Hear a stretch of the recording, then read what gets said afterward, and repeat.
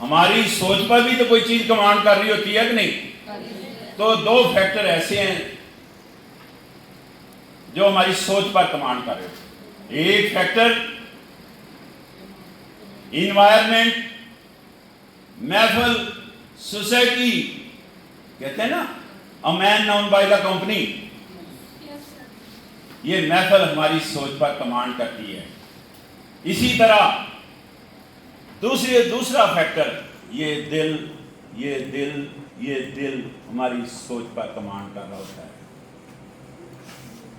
تو میں پہلے فیکٹر پر جاتا ہوں کہ پہلا فیکٹر ہے کہ یہ محفل، یہ کمپنی، یہ مجلس ہماری سوچ پر کیسے کمانڈ کرتی ہے. سائنس نے اب ثابت کر دیا اس کو کیسے سوچ پر کمانڈ کرتی ہے. کہ دیکھیں محفل میں کوئی اچھی بات سنتے ہیں یا کوئی اچھی چیز دیکھتے ہیں تو فوری طور پر وہ چیز کانوں کے ذریعے یا آنکھوں کے ذریعے ہمارے دماغ کو ڈائریکٹ ہٹ کرتی ہے اور دماغ میں کیمیکل ریئیکشن ہوتے ہیں. اس کے نتیجے میں ایک امیج بنتا ہے، اس کے نتیجے میں ایک فلم بنتی ہے، اس کے نتیجے میں ہماری سوچ بنتی ہے. تو آپ اندازہ کریں اچھی سوچ ہو تو اچھی گفتگو پھر کریں گے نا. لیکن اچھی سوچ کیسے بنی؟ ہم نے محفل سے کیا لی؟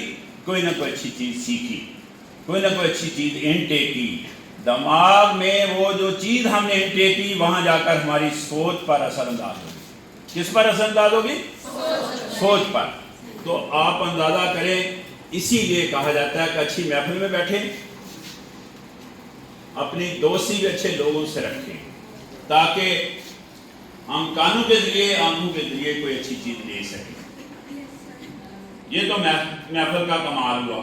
اب دل کا کیا کمال ہے؟ دوسرا فیکٹر تو دل اثر انداز ہوتا ہے. بھائی دل میں طرح طرح کی خواہشات جنم لے رہی ہوتی ہیں، دل میں طرح طرح کے خیالات آتے ہیں اور وہ خیالات اور وہ طرح طرح کی خواہشات ڈائریکٹ جا کر دل سے نکل کر ہمارے دماغ کو ہٹ کر رہی ہوتی ہیں اور تمہارے دماغ میں کیمیکل ریئیکشن ہونا شروع ہو جاتا ہے اور اس کے نتیجے میں ہمارے پاس ایک فلم بنتی ہے جس کے نتیجے ہماری سوچ بنتی ہے. تو آپ دیکھیں، سوچیں، اس کا مطلب دل ہمارے دماغ پر اثر انداز ہوتا ہے. اسی لیے کہا گیا کہ انسانی جسم کے اندر ایک گوشت کا ٹکڑا ہے، اگر اس میں خرابی آتی ہے تو پورے جسم میں خرابی آتی ہے اور اگر اس میں بہتری آتی ہے پورے جسم میں. یہ کائنات کے بہت بڑے سائنسدان نے کہا ہے. کائنات کے بہت بڑے سائنسدان کون تھے؟ کون بتائے گا پلیز؟ جی، اللہ کے پیارے نبی حضرت محمد صلی اللہ علیہ وسلم کائنات کے بہت بڑے سائنسدان ہیں. انہوں نے کیا فرمایا کہ انسانی جسم کے اندر گوشت کا ایک ٹکڑا ہے، اگر اس میں خرابی آتی ہے تو پورے جسم میں خرابی آتی ہے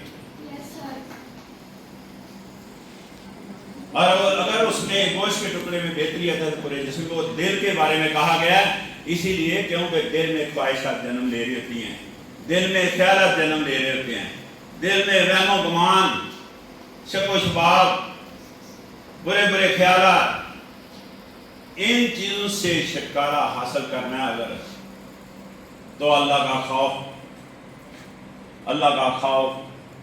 کا خوف ہمیں پیدا کرنا چاہیے دل میں تاکہ اللہ کا خوف جگہ لے اور یہ شک و شبہ، وہم و گمان اور یہ جو طرح طرح کے خیالات ہیں، طرح طرح کی خواہشات ہیں، ان سے جان چھوٹ جائے.